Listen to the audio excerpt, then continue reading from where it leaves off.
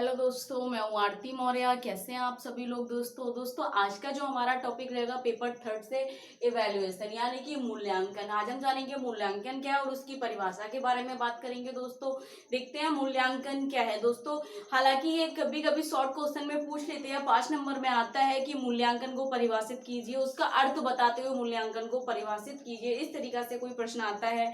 या कभी कभी वो लॉन्ग में भी पूछ लेते हैं, मूल्यांकन की परिभाषा एवं अर्थ को विस्तारित कीजिए एवं उनकी विशेषताएं और उद्देश्य को निम्नलिखित चर्चा कीजिए। दोस्तों देख लेते हैं कि मूल्यांकन क्या है। मूल्यांकन सतत एवं व्यापक प्रक्रिया है। यह शिक्षा की संपूर्ण प्रक्रिया का अभिन्न अंग है। मूल्यांकन क्या है? एक सतत एवं व्यापक प्रक्रिया। सतत का मतलब, व्यापक का मतलब यह है कि व्यापक विस्तृत रूप से। मूल्यांकन सतत एवं व्यापक प्रक्रिया है। यह शिक्षा की संपूर्ण प्रक्रिया का अभिन्न अंग है। यानी कि संपूर्ण प्रक्रिया से मतलब है जो हमारे शैक्षणिक कार्यक्रम है, जो हमारे शिक्षा में जिन जिन कार्यक्रमों का कार्य होता है, क्या उन सब की संपूर्ण प्रक्रिया, जितनी भी कार्यक्रम हम लागू करते हैं शिक्षा के दौरान, वो कह रहे हैं कि संपूर्ण प्रक्रिया का अभिन्न अंग है।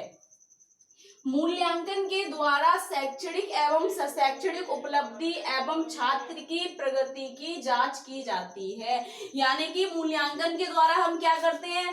शैक्षणिक मतलब शिक्षा से संबंधित, पढ़ने लिखने से संबंधित, पढ़ने लिखने जैसी गतिविधियों से संबंधित।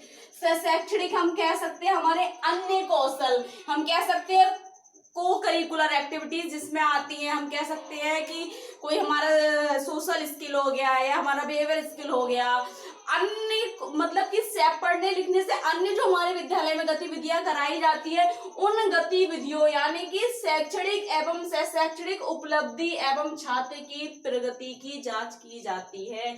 यानी कि उन कार्यों की जांच शैक्षणिक जो पढ़ने लिखने से संबंधित हो गई एवं जो हमारे विद्यालय में पढ़ने लिखने के अलावा जितनी भी गतिविधियां कराई जाती है, सामाजिक कार्यक्रम हो गए, सांस्कृतिक कार्यक्रम हो गए, हमारे खेल हो गए, अन्य प्रकार के खेल है दोस्तों, तो क्या है अन्य शैक्षणिक उपलब्धियों एवं छात्र की प्रगति की जांच। प्रगति से मतलब है दोस्तों छात्र ने कितना सीखा, कितनी प्रगति की, उस कार्य में कितना बदलाव आ पाया, किस सीमा तक सीखा, कितने प्रतिशत सीखा। वो कह रहे हैं कि मूल्यांकन के द्वारा शैक्षणिक एवं शैक्षणिक उपलब्धि एवं छात्र की प्रगति की जांच की जाती है। किसके द्वारा? मूल्यांकन के द्वारा।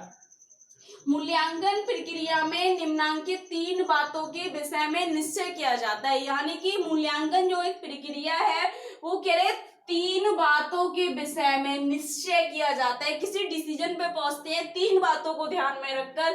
कौन कौन से है? सबसे पहला है दोस्तों उद्देश्य की प्राप्ति किस सीमा तक हुई। यानी कि मूल्यांकन में ये ध्यान रखा जाता है, मूल्यांकन करते हैं वो देखते हैं क्या उद्देश्य की प्राप्ति, यानी कि जिस उद्देश्य से हमने बच्चे को कोई कार्य सिखाया, जिस उद्देश्य से हमने किसी क्रिया का प्रशिक्षण दिया, जिस उद्देश्य से हमने बच्चे को किसी कार्य योजना बनाई और कार्य सिखाया, वह किस सीमा तक प्राप्त हुआ, यानी कि किस सीमा तक हुई, यानी कि उस उद्देश्य की प्राप्ति किस सीमा तक हुई। हम कह सकते हैं इतने प्रतिशत या इतने प्रतिशत या इतने प्रतिशत। वो कह रहे हैं कि उद्देश्य की प्राप्ति किस सीमा तक हुई, अच्छी, बहुत अच्छी या सबसे अच्छी। दोस्तों उसके बाद कह रहे हैं कि कक्षा में दिए जाने वाले सीखने के अनुभव में कितने प्रभावशाली रहे।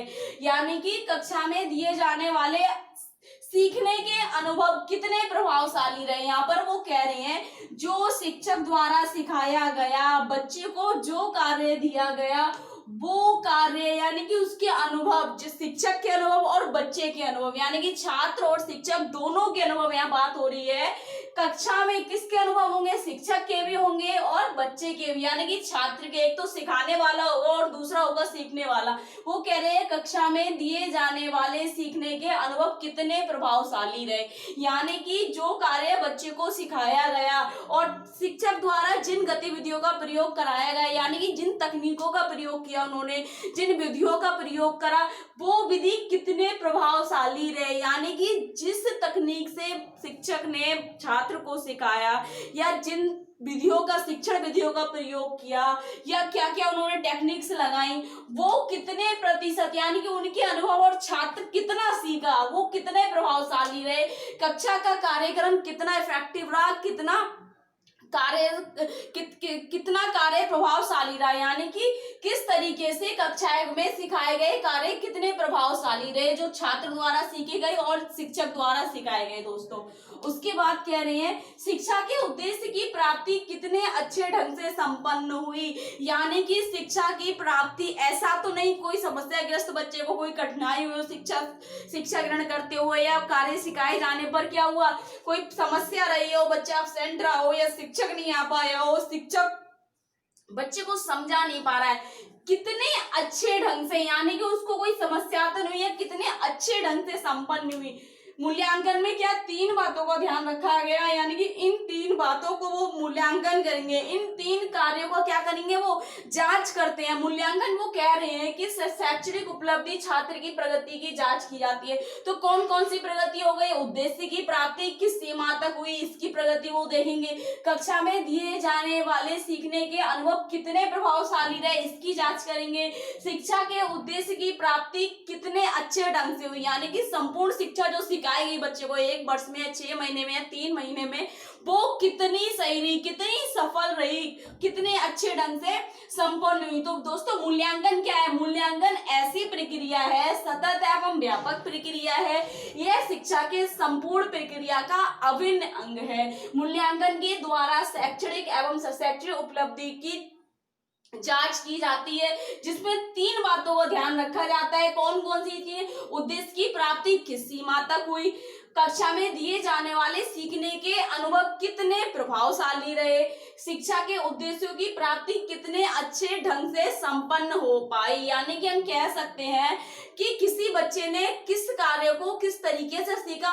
उसकी प्रगति का जांच करना मूल्यांकन है। देख लेते हैं दोस्तों, ये कह रहे हैं कि ये 3 तत्व मिलकर मूल्यांकन के चक्र को पूरा करते हैं, यानी कि ये जो 3 तत्व दिए गए हैं, 3 बिंदु जो दिए इंपोर्टेंस बिंदु है दोस्तों, इसमें ये जांचा जाता है, इसकी चेकिंग की जाती है, यानी कि हम कह सकते हैं इस तरीके से चेकिंग जांच करते हैं कि उद्देश्य की प्राप्ति हुई कितनी हुई, या जो हमने प्रभाव मतलब कक्षा में उसको जो अनुभव दिए प्रभावशाली रहे या नहीं रहे, क्यों नहीं रहे, क्या कारण है, ये सब हम देखते हैं मूल्यांकन के द्वारा। शिक्षा के उद्देश्य की प्राप्ति कितने अच्छे ढंग से हो पाई, नहीं हो पाई, और क्यों नहीं हो पाई इसका भी क्या कारण है दोस्तों, ये सब मूल्यांकन में हम देखते हैं। ये 3 बिंदु है जिनसे हमारा मूल्यांकन का चक्र पूरा होता है दोस्तों। फिर देखते हैं प्रशिक्षण समाप्त होने के पश्चात, हम कह सकते हैं दोस्तों एक तो हमारा ये हो गया, इसका क्या है मूल्यांकन, और हम सीधे सीधे कह सकते हैं कि मूल्यांकन क्या है, प्रशिक्षण समाप्त होने के पश्चात छात्र द्वारा सीखे गए कार्यों की जांच करना एवं प्रगति स्तर पर परिणाम को प्रमाणित करना ही मूल्यांकन कहलाता है। तो मूल्यांकन क्या है दोस्तों, वो कह रहे हैं प्रशिक्षण समाप्त होने के बाद, कार्य सिखाए जाने के बाद, किसी शैक्षिक विद्यालय में कह सकते हैं, किसी विद्यालय में हमने जितने भी हमारी पाठ्य योजना थी वो सारी समाप्त हो गई, सारे कार्य समाप्त हो गए, हम कह सकते हैं परीक्षाओं के बाद, हम यहाँ कह सकते हैं प्रशिक्षण की जगह परीक्षाओं के बाद, यानी कि प्रशिक्षण समाप्त होने के बाद छात्र द्वारा सीखे गए कार्यों की जांच करना, यानी कि छात्र द्वारा जितने भी कार्य किए उसने परीक्षाओं में जो भी किया है उनकी जांच करना, एवं प्रगति के स्तर पर, यानी कि प्रगति के स्तर पर उसने कितनी प्रगति की है उस स्तर पर परिणाम, यानी कि उसका क्या रिजल्ट निकला, कितना सीखा कितना नहीं सीखा और क्यों नहीं सीखा, वो कह रहे हैं कि प्रशिक्षण समाप्त होने के पश्चात छात्र द्वारा सीखे गए कार्य की जांच करना एवं प्रगति के स्तर पर परिणाम को प्रमाणित करना ही मूल्यांकन कहलाता है। हम कह सकते हैं किसी सीखे गए कार्य का रिजल्ट देना, उसका परिणाम निकालना ही मूल्यांकन कहलाता है दोस्तों। परिभाषा देख लेते हैं दोस्तों, क्वेश्चन के अनुसार क्या है परिभाषा, छात्र के व्यवहार में विद्यालय द्वारा लाए गए परिवर्तनों की जांच एवं निश्चय करना कि किस सीमा तक उद्देश्य प्राप्त करने में समर्थ रहा।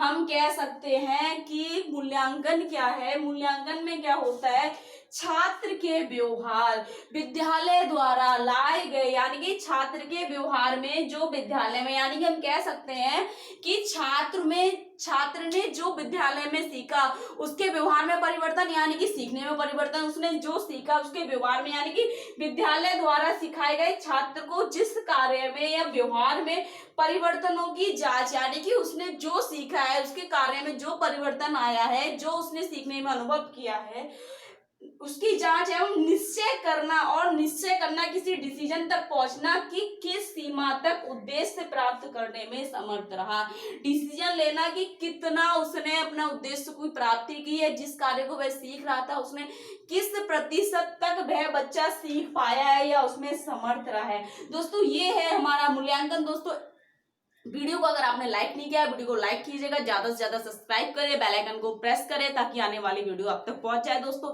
नेक्स्ट वीडियो में हम इसके प्रकार की बात करेंगे, दोस्तों इसके सिद्धांतों की बात करेंगे। Thank you so much.